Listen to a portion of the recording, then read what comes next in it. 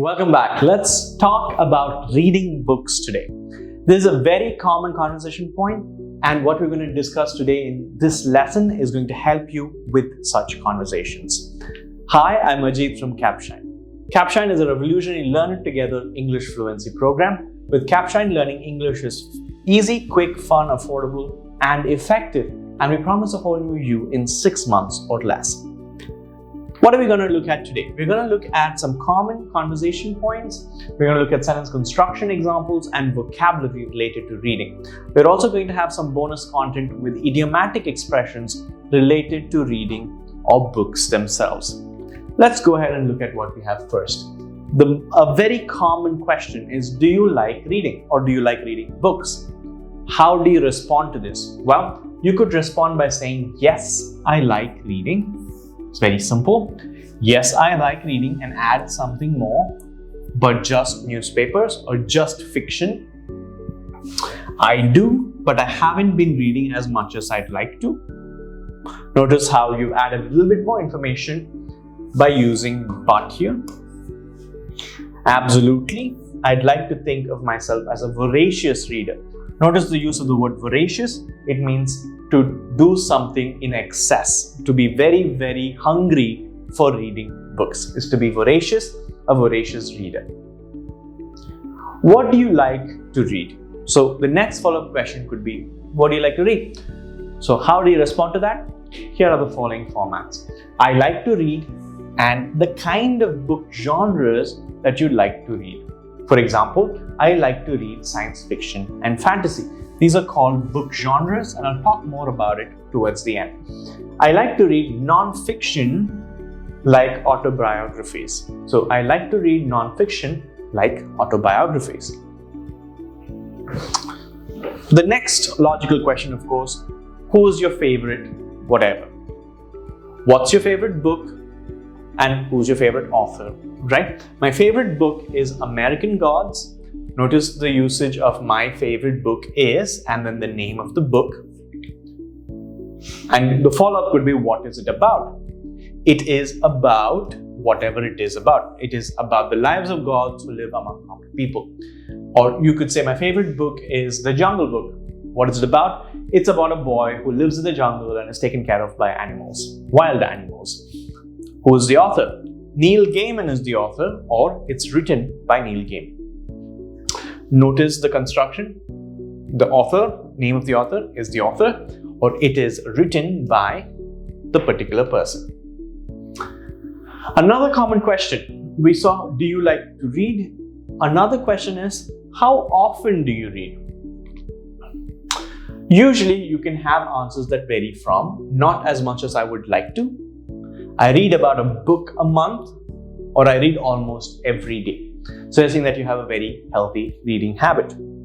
You could also, like here, I read about the number of books and the frequency. You could say I read about 12 books a year, or I read about a book a week, and I do know a lot of people who read about a book a week, or not as much as I would like to. And again, you might want to read about 100 books a year, and you might only be reading 90, and that is what this could mean as well. What is the one book you think everyone should read? A very interesting question. This asks people, what is the most inspirational book that you've read and what do you recommend? It's a lot of questions added together. What is the one book you think everyone should read? Everyone should read, name of the book, and of course a reason for it. Everyone should read The Alchemist. Everyone should read Man's Search for Meaning. And what you do after that is give an explanation. You could say everyone should read The Alchemist because it puts a lot of life's worries in perspective. Everyone should read Man's Search for Meaning because it's the one philosophical book that you should read before you die. Right? All these are great ways to answer it. Let's talk about other ways people like to read. You don't necessarily have to read by having a physical book alone. You could have an audiobook, or rather you could listen to an audiobook. You can listen to books these days. That's also considered reading.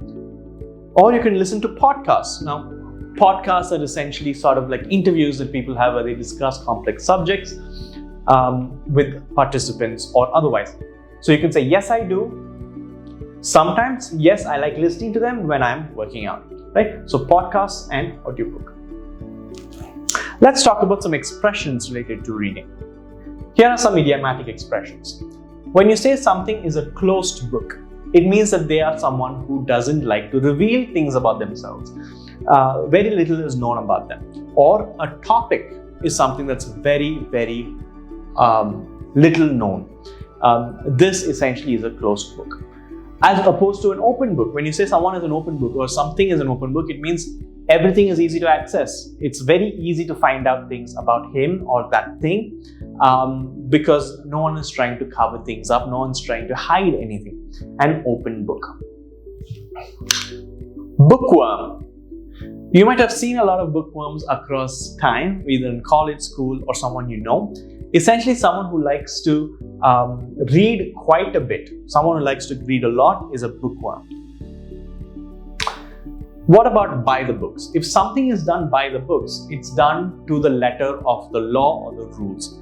Someone who doesn't like breaking rules does things by the book. So it's in accordance with the rules and the policies is by the book. There are also two other expressions, on the book and off the book. When something is on the books, it's on record, it's official. He was hired, his internship is on the books, meaning it was made as a document, he got a contract. But if I say his payments are all off the book, it means there is no sort of trail, there is no proof that he was paid. It was done outside of record, it was done in secret. This you've probably heard quite a bit. You can't judge a book by its cover. Essentially what this means is that you can't just look at outward appearances or first impressions and decide about someone or something. The outward appearances of something is not a reliable indicator. So he seems quite clumsy and uncoordinated, but don't judge the book by its cover. He's quite smart and sharp in real life, right? Let's look at some vocabulary related to books. Let's talk about genres.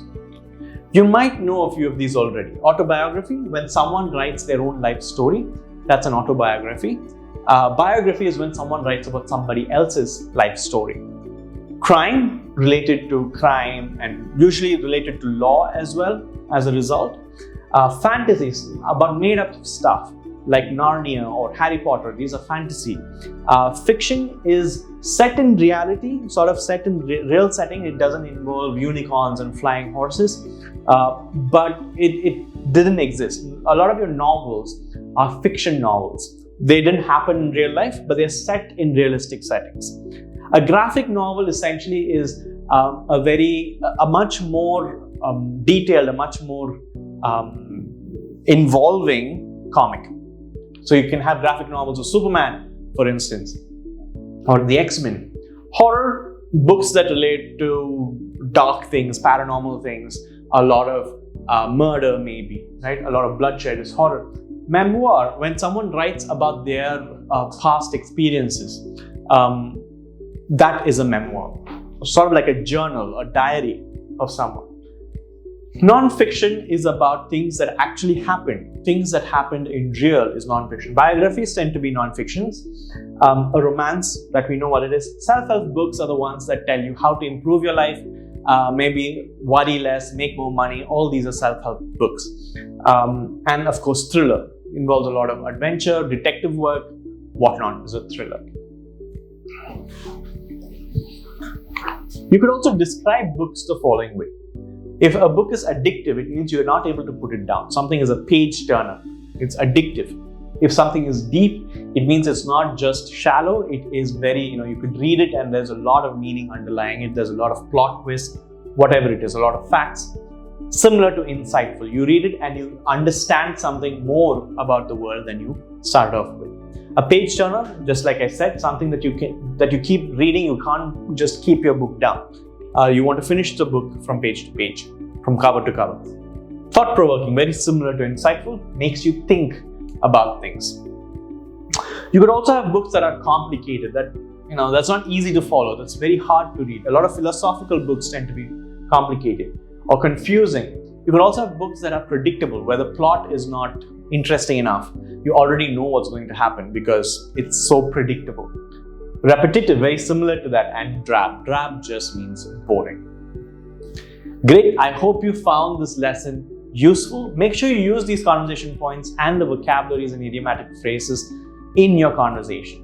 If you aren't a subscribed member already, make sure you go to capshine.com or download the app from the Play Store to get your free membership, or at least the membership trial. Thanks for watching.